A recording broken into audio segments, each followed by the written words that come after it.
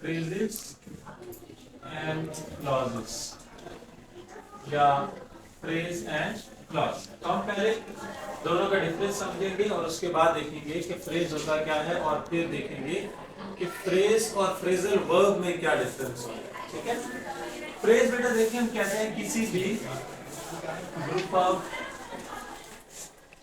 Words, ठीक है, और फ्रेज की जो एक क्वालिटी है या कैरेक्टरिस्टिक है, जो प्रॉपर्टी है वो ये है कि it does not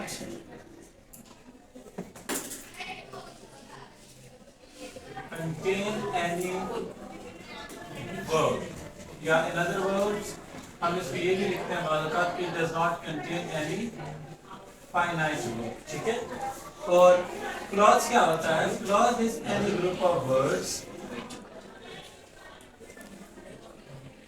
any group of words that contain या group of words having a finite verb। ठीक है बेटा, अब एक चीज जो आपको मैं दोबारा यहाँ पर बताऊंगा वो ये है, फाइनाइट वर्ब का मतलब एक्शन वर्ब नहीं है। ठीक है, ये आपने याद रखना है। फाइनाइट वर्ब हम उसको कहते हैं जो आपको क्या बताएगा, that can determine a tense। इसको हम लोग फाइनाइट वर्ब कहते हैं। कैसे? यानी मैं अगर यहाँ पर एग्जांपल लिखूं, मैं यहाँ पर अगर लिखता हूँ ना राइट और रोट, अब आपको इन दोनों वर्ब से ही समझ आ जाती है कि ये कौन कौन से टेंस में यूज किए जाएंगे। ठीक है, यानी ये जो टेंस है ये डिटरमाइन किया जाएगा। राइट यानी कि आप इसको यूज कर रहे हैं फर्स्ट फॉर्म है तो प्रेजेंट पार्टिसिपल में यूज होगा। ठीक है, या present definitely not participle, sorry. और रोज जो है वो जाहिर सी बात है पास्ट पार्टिसिपल में यूज होगा, यानी सिंपल पास्ट में, और वो प्रेजेंट सिंपल। ठीक है, इसी तरह ये तो दोनों एक्शन वर्ब्स हैं, ये तो दोनों एक एक्शन को इंडिकेट करते हैं या शो करते हैं। लेकिन अगर मैं लिखूं इज और वाज,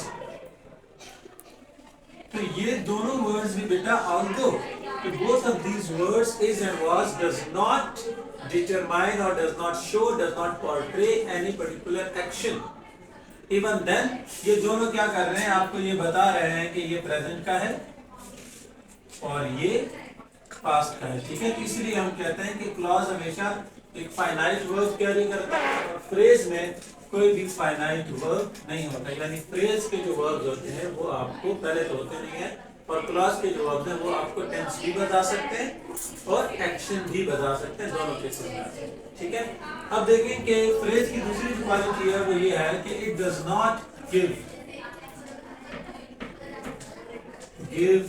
कंप्लीट मीनिंग। ये कभी भी कंप्लीट मीनिंग या कंप्लीट मैसेज प्रोवाइड नहीं करेगा। ठीक है, clause although on the other hand, clause can, हम ये भी कह सकते हैं कि मे और may not give complete meaning. यानी जब हम ये बात करते हैं तो इससे हमारी मुराद होती है that this particular clause must be an independent one. जब इंडिपेंडेंट होगा बेटा, ऑल्दो वो तो है तो क्लॉज ही, लेकिन उसकी मीनिंग क्या होते हैं, वो मीनिंग अपने कंप्लीट प्रोवाइड कर। ठीक है बेटा, तो क्लॉज और फ्रेज में क्या डिफरेंस हमने देखा, एक कि क्लॉज में वर्ब का होना लाजमी है और फ्रेज में वर्ब नहीं हो सकता। ठीक है, जैसे मैं फ्रेज की यहाँ पर एग्जांपल लिखता हूँ, अगर मैं लिखूँ ना दैट बुक, ठीक है, दो वर्ड्स हैं, दोनों का मीनिंग कंप्लीट नहीं है। कोई मैसेज आ रहा है? नहीं आ रहा। दैट बुक, कौन सी किताब, which book, we don't know. इसी तरह दोनों में वर्ब है? नहीं है। यहां पर मैं लिखूं ना that was stolen, that was stolen, although this clause या this group of words does not give complete meaning, even then आप इसको क्लॉज ही बोलेंगे। क्यों बोलेंगे? क्योंकि इसमें दो जगह पर दो डिफरेंट वर्ब्स आ रहे हैं। ठीक है, यहाँ पर वर्ब नहीं था, मीनिंग इसके भी पूरे नहीं है, मीनिंग इसके भी पूरे नहीं है, लेकिन उसमें वर्ब नहीं है और इसमें वर्ब है, तो इसको बोलेंगे कौन सा क्लॉज? डिपेंडेंट क्लॉज, और उसको बोलेंगे फ्रेज। ठीक है, अगर हम एक और लिखते हैं सेंटेंस, एक और ग्रुप ऑफ वर्ड्स लिखते हैं, जैसे in the class, on the table, ठीक है। इसमें 6 वर्ड्स का ये ग्रुप है, वहां पर 2 वर्ड्स का ग्रुप था, यहाँ पर 6 वर्ड्स का ग्रुप है, लेकिन इसमें भी कोई वर्ब नहीं है, तो फिर भी ये फ्रेज ही होगा, ठीक है। अगर मैं यहाँ पर सिर्फ 2 वर्ड्स का भी ग्रुप लिखता हूं ना, जैसे कि birds fly, baby cry, boys play, ठीक है, ये सारे ये 2 वर्ड्स का ग्रुप है, राइट। लेकिन इसमें एक सब्जेक्ट है, एक वर्ब है, तो ये एक इंडिपेंडेंट क्लॉज या एक कंप्लीट सिंपल सेंटेंस बन जाएगा, ठीक है। क्यों? क्योंकि इसमें जो एलिमेंट्स ऑफ सेंटेंस हैं, सब्जेक्ट और वर्ब, वो भी पूरे हैं और मीनिंग भी पूरा है, ठीक है।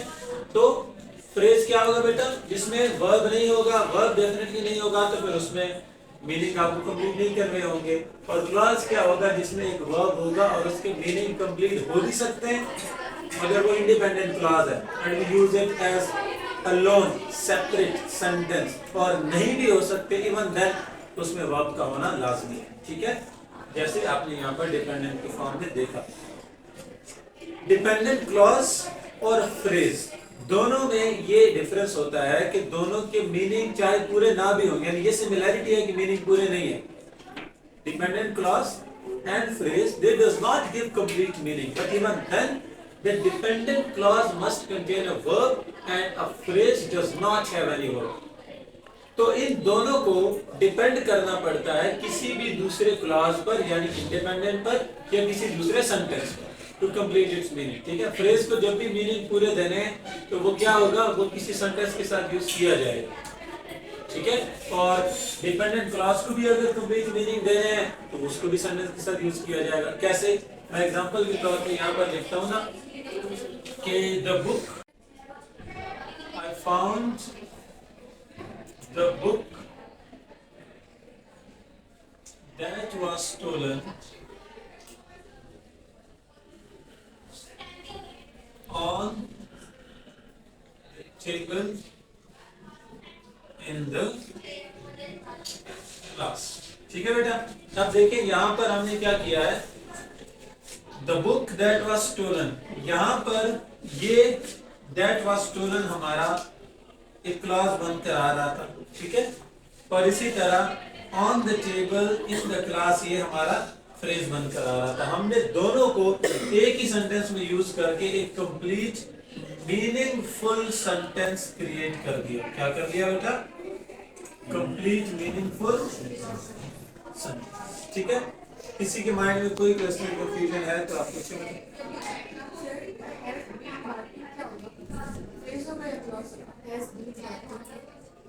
ये क्लॉज होगा ना, क्योंकि बार्किंग इसमें वर्ब है, हैज भी हेल्पिंग वर्ब है, ठीक है। बस